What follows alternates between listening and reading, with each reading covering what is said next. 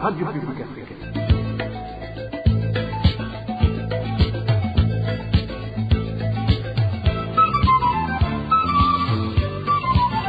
Radio Publique Africaine.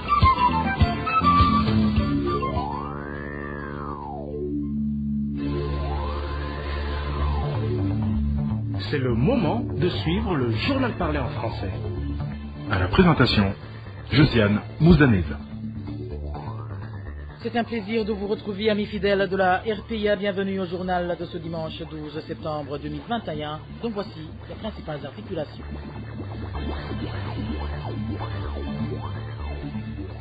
Recrudescence de la criminalité au Burundi. 12 personnes ont été grièvement blessées lors d'une embuscade tendue ce samedi par des hommes armés non encore identifiés sur la route nationale numéro 7. Et 3 jours avant, une cinquantenaire de la commune Mugamba a failli être tuée à la machette par des gens qui l'ont attaquée chez elle. En page droits de l'homme, les habitants de Kabarole ayant cédé leurs terres pour l'extraction des minerais demandent d'être rétablis dans leurs droits. C'est après qu'ils n'aient tiré aucun profit de cette exploitation, malgré les contrats qu'il est lié avec un homme d'affaires du nom de Vincent Ndaïla-Gidje ayant investi dans ce secteur. Et en page gouvernance, nous vous parlerons des grognes d'une partie du personnel de la Croix-Rouge Burundi qui réclame des arriérés salariales de 5 mois. Voilà pour le sommaire. Dans quelques poussières de secondes, le développement de ces titres.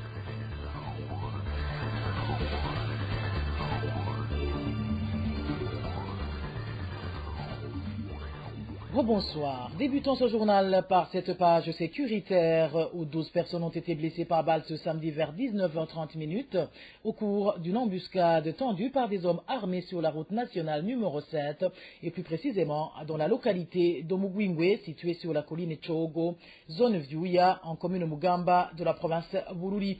Les informations fournies par les habitants de cette localité indiquent que ceux qui ont tendu cette embuscade se sont repliés vers la commune Bissoro en province Mwaro, d'où ils seraient venus. Les mêmes sources font également savoir qu'un véhicule de type Fuso qui transportait du charbon vers Bujumbura a été complètement incendié par ces individus armés. Parmi les 12 blessés figurent des gens qui étaient à bord d'un véhicule de transport en commun de type IAS, ainsi qu'une personne qui se déplaçait à moto. Et selon nos sources, certaines victimes bénéficient actuellement des soins à l'hôpital de Matana. Sécurité toujours, une femme de la commune Mugamba en province Bururi a été grièvement blessée à la machette par des individus non identifiés qui l'ont attaquée chez elle la nuit du 8 au 9 septembre courant. Pris de peur, les habitants de la place demandent aux autorités de renforcer la sécurité dans cette localité. Plus de détails avec Éloge Divin Rémicha.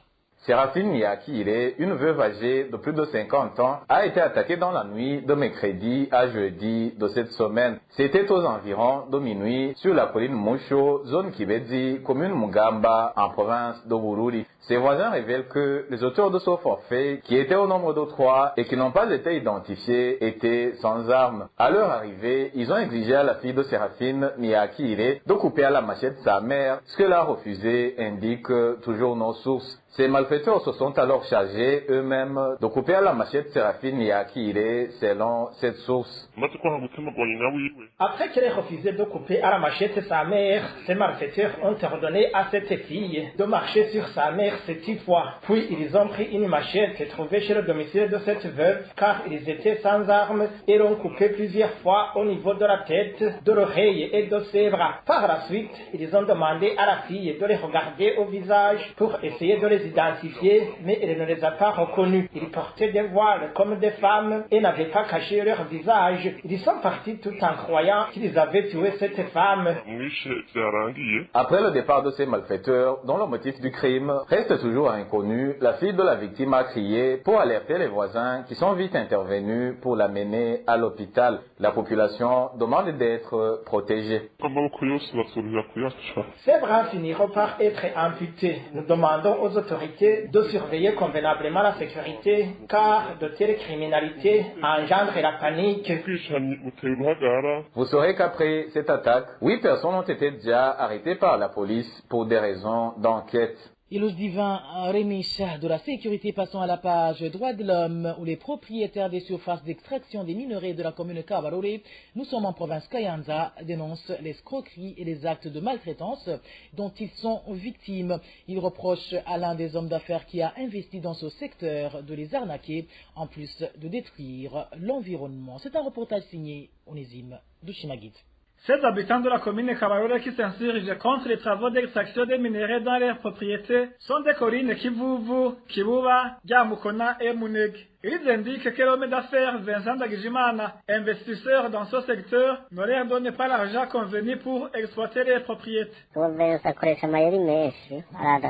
Vincent joue l'escroquerie. Avant de procéder aux travaux d'extirpation des minerais dans nos domaines, nous nous entendons sur un montant à payer et il nous donne une petite somme sous forme d'avance. Malheureusement, il exploite comme il veut et il nous réaménage les sites d'extraction. Pire encore, il ne nous donne pas le reste de l'argent convenu. Tous les propriétaires des espaces exploités se lamentent. Les habitants de la colline Kivuvu indiquent qu'ils sont maltraités par Vincent Dagijimana, lui aussi originaire de cette colline, et agit en complicité avec un autre homme d'affaires, Révérier Hategekimana, surnommé Amoster. Ces derniers se permettent de démolir les maisons de la population contre une somme très minime. Celui qui n'accepte pas l'argent proposé se voit malmené. Cette population précise qu'elle ne pense même pas porter plainte, car presque toutes les autorités provinciales sont corrompues par les deux hommes d'affaires. Vincent nous a vraiment exploités. Il nous a volés. Malheureusement, on n'a pas où porter plainte car Vincent a corrompu toutes les autorités de Kayanza, y compris les procureurs d'Ongodi. On ne peut pas tenter d'introduire un procès. Il n'a pas honte de démolir une maison de quelqu'un lorsqu'il constate qu'il y a des minerais dans le sol. Beaucoup de gens ont été chassés de leurs terres. D'autres ont été emprisonnés sur ordre de cet homme d'affaires natif de cette localité. Cette population indique que les sites exploités ne sont pas réaménagés et sont devenus un danger public. Les routes sont aussi vandalisées par cette extraction de minerais dans certaines localités et les élèves peinent pour atteindre l'école. Les victimes sollicitent l'intervention du président de la République pour couper court à cette exploitation humaine. À propos de ces lamentations de la population de la commune Kabarore, la rédaction de la RPA a essayé de joindre l'homme d'affaires Vincent Dagijimana, mais son téléphone est sonné sans que personne ne décroche. RPA. Parlons à présent gouvernance, où les employés de la compagnie de gérance du coton au Burundi, Cogerco en sigle, dénoncent les malversations de fonds de cette société par leurs responsables. Ils appuient leur dire en s'appuyant sur une énorme somme de plus de 200 millions de francs burundais que la Cogerco a débloqué pour l'achat des pesticides. Émile Nivasumba. Ce pesticide nommé Iron, souvent utilisé pour protéger les cultures de coton, a commencé à être commandé par la Cogerco depuis l'année 2020, selon notre source dans cette société, ce qui prouve que la Cogerco a enregistré des pertes financières énormes en achetant ce pesticide au mois de mai de cette année. Premièrement, c'est que la quantité achetée dépasse largement la quantité nécessaire pour pulvériser les champs de coton de la Cogerco, selon notre source. Au moment où la société avait besoin de 1350 litres de Iron utilisable pendant 3 ans, la Cogerco a acheté 3600 litres. Ce qui veut dire que plus de 2000 litres seront jetés du fait que ce pesticide est périmé après 3 ans, explique l'un des employés de la Cogerco. Un litre de pesticide Iron est utilisé sur 10 hectares. À considérer les 3000 hectares que la Cogerco prévoit posséder, et si nous regardons comment ce produit est utilisé, on ne peut pas dépasser 1,5 litre. Puisque la société ITCO a livré 3600 litres d'Iron, c'est-à-dire que nous allons utiliser à peu près 450 litres d'Iron par an. Et durant 3 ans, nous utiliserons environ 1350 litres d'Iron. Nous avons constaté que ce pesticide a un délai d'expiration de 3 ans. Après ce délai, il resterait 2250 litres d'Iron dans le stock. Deuxièmement, les employés de la Cogerco dénoncent que les dirigeants de cette société ont acheté ce produit à un prix exorbitant dans la société ITCO, alors qu'il y a des particuliers qui vendent ce produit à un prix abordable. Ses employés indiquent que la Cogerco a enregistré une perte de plus de 200 millions de francs burundais au total. Le premier fournisseur nous délivrait ce pesticide à 70 000 francs le litre. Après, il y a eu un autre fournisseur qui nous le vendait à 60 000 francs par litre. La société ITCO nous a livré les 3600 litres à 84 024 francs le litre. À comparer avec le prix de celui qui le vendait à 60 000 francs, nous avons enregistré une perte de 86 486 400 francs. Et si nous jetons les 2250 litres qui vont rester dans le stock, c'est-à-dire que nous aurons perdu une somme de 189 54 000 francs. Donc, le total de notre perte va s'élever à 275 540 400 francs. Les employés de la compagnie de gérance du coton demandent aux dirigeants de cette société de rendre les plus de 2000 litres qui ne seront pas utilisés, car sinon, ils seront redevables de cette perte. À propos de ces malversations évoquées par le personnel de la Cogerco, la rédaction de la RPA n'a pas encore pu joindre le directeur général de la Cogerco, Gustave Majambere. Dans nos éditions ultérieures, nous vous parlerons des détournements qui seraient effectués au niveau de la vente du coton selon les employés de la Cogerco. Merci à toi, Émile Nibasumba. La gouvernance, c'est aussi les citoyens des différentes provinces du Burundi qui alertent le gouvernement sur un vol organisé dont ils sont victimes. Il s'agit d'une société qui fait le commerce en ligne dénommée Century Hangyu.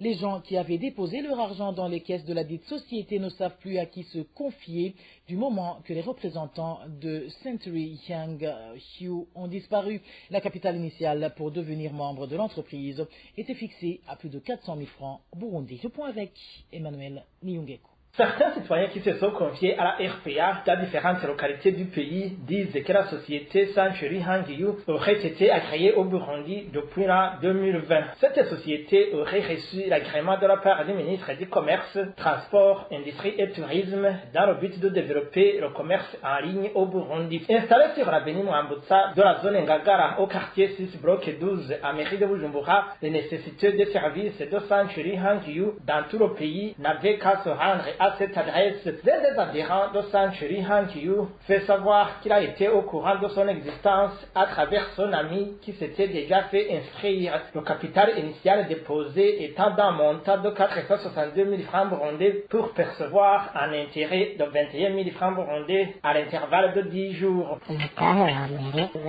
Nous avons versé le premier capital de 462 000 francs burundais. Chaque membre recevait un gain compris entre 21 000 et 22 000 francs burundais. Et celui qui a versé une somme de 924 000 francs burundais, il recevait un gain de 42 000 francs burundais dans 10 jours. Les premiers membres avaient eu confiance en la société car ils recevaient leurs bénéfices convenablement et certains d'autres avaient même créé d'autres comptes allant jusqu'à 5 pour agrandir le capital.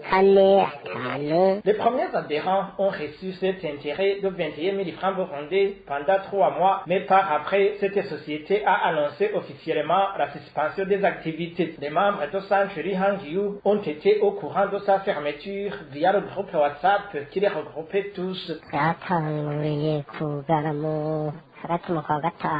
Ils ont arrêté les activités à partir du mois de mai. Ils nous expliquaient que c'est suite à la Covid-19.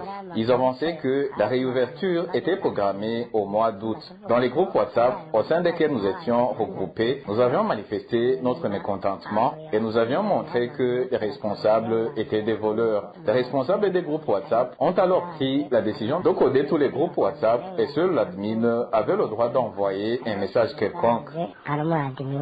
La société commerciale Century Hangyu serait originaire de la Malaisie. Elle aurait une mauvaise réputation dans différents pays où elle s'est installée pour souvent faire dévier ses objectifs. Au Rwanda, par exemple, Century Hangyu a été suspendu depuis le 18 mars 2021. Nous n'avons pas pu joindre Madame Capitoline Nyonizigiye, la ministre du Commerce, du Transport, de l'Industrie et du Tourisme, afin qu'elle s'exprime sur ces lamentations de la population. Emmanuel Niyungeko, je vous le disais en titre, 35 personnes embauchées par la Croix-Rouge Burundi qui travaillent dans différents hôpitaux viennent de passer plus de 4 mois sans toucher leur salaire. Ils indiquent qu'ils font actuellement face à une extrême pauvreté. Plus de détails avec Eric Nyonzima. Les 35 personnes travaillent dans différents hôpitaux du gouvernement et privés. Ils ont tous été embauchés par la Croix-Rouge à travers le projet d'assistance aux personnes atteintes du VIH-Sida et aux malades de la tuberculose. Ces médiateurs de santé indiquent qu'ils viennent de passer plus de 4 mois sans toucher leur salaire. Nous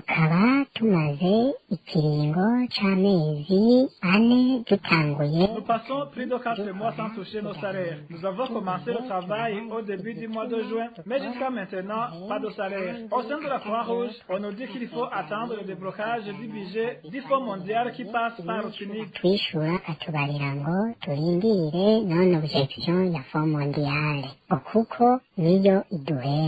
Ils expliquent que pour le moment, ils font face à une extrême pauvreté. Certains d'entre nous avons des familles. Nous avons contracté des crédits dans les banques. Nous sommes actuellement dans une extrême pauvreté. Nous avons signé des contrats avec la Croix-Rouge, mais jusqu'à présent, pas de salaire. À propos de ces grognes, nous avons essayé de joindre la Croix-Rouge, mais sans succès. Merci à toi, Eric Nyonzima. Après cette courte pause, nous entamons la page éducation de ce journal. Les parents d'élèves du lycée communal de Bouhaïra en commune Mougui de la province de Chibitoke dénoncent la pratique du directeur de cette école d'imposer des pots de vin à chaque élève qui sollicite une place à cet établissement. Pour avoir une place, chaque élève est soumis à l'achat d'un banc pupitre. Cet argent collecté par le directeur est plutôt perçu comme de la corruption dans la mesure où l'école est suffisamment équipée en banc pupitre, soulignent ses parents qui avaient contribué pour cette fin. Les détails avec Elvis Nyomunge. Uniforme de 5 000 francs pour était exigé à tout élève qui sollicite de la place ouest communale de Bouhaïra. Uniforme imposé par François Bonimana, le directeur de cet établissement scolaire. Ce dernier justifie que la RICA est destinée à l'achat de bas pupitres. Une explication rejetée par les parents qui a parce qu'ils avaient eux-mêmes contribué à l'année scolaire précédente pour la fabrication de bas pupitres suffisant à tout l'établissement. Ce qui est en train d'être fait par François Bonimana, le directeur du lycée communal de Bouhaïra, est incompréhensible. L'année passée, tous les parents ayant des élèves dans ce lycée avions fait une réunion et nous avions demandé à la direction communale de nous donner des arbres. Par la suite, nous avons payé les menuisiers pour qu'ils nous fabriquent des bancs pupitres pour nos enfants du lycée communal de Bouhaïra. Mais à notre grande surprise, aujourd'hui, si l'un de nos enfants qui fréquentait le même lycée l'année dernière demande une place, surtout pour redoubler de classe, il est obligé de payer 5 000 francs pour un banc pupitre. Mais le directeur ne nous a jamais dit si les bancs pour lesquels nous avions payé de l'argent ne sont plus utilisés ou encore s'il y a un autre problème quelconque. Les parents de l'EPOC communal de Bouhaïra reprochent ainsi au directeur François Bonimana de vol et de la corruption puisqu'il trouve inconcevable de payer chaque année scolaire en bas pupitre. Ils interpellent l'intervention des autorités compétentes. Il s'agit d'un vol qualifié et c'est un moyen de demander de la corruption, c'est un moyen qu'il a trouvé pour se procurer de l'argent chez les parents. Ce qui nous étonne est le fait qu'on s'attendait à ce que seuls les nouveaux à cet établissement devraient peut-être payer cet argent, mais non pas ceux qui avaient payé l'année passée. Nous demandons que le ministre de l'Éducation, de même que les autorités locales, s'impliquent vraiment dans ce dossier car c'est insupportable. À ce sujet, nous n'avons pas pu joindre le directeur professionnel de l'enseignement à Chibitoke. Les grognes dans ce secteur de l'éducation sont légion et en province Rutana, les membres du Fonds de solidarité des travailleurs de l'enseignement FEST en sigle ne décolèrent pas pour cause ils n'ont pas encore bénéficié de leur supplément au prix de ce fonds, des frais qu'ils attendent depuis le début du mois d'août. Ces enseignants demandent aux responsables du FEST de régler le problème rapidement. Francine Mahor.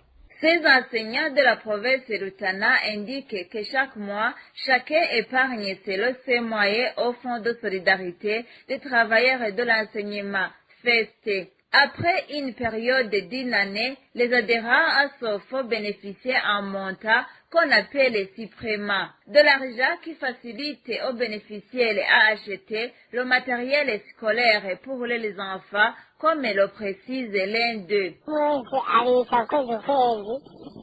Chacun épargne chaque mois le montant qu'il veut.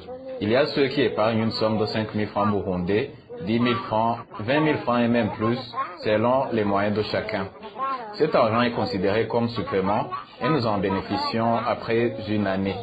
On nous donnait souvent cet argent au début du mois d'août et nous achetions le matériel scolaire pour nos enfants. Mais aussi, nous achetions des semences sélectionnées puisqu'il s'agit également de la saison culturelle. Les enseignants qui réclament ces suppléments sont les affiliés de la banque de crédit de Bujumbura BCB. Ils demandent aux responsables du FEST à Rutana de résoudre ce problème qui ne se produit pas pour la première fois.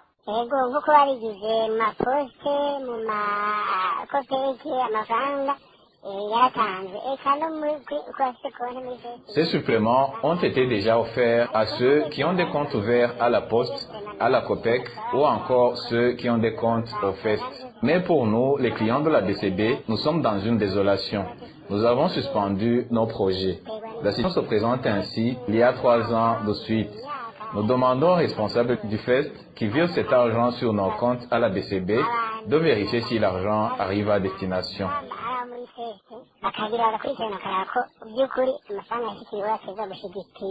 La rédaction de la RPA n'a pas pu joindre Nouni Venera, le directeur du FEST à Rutana.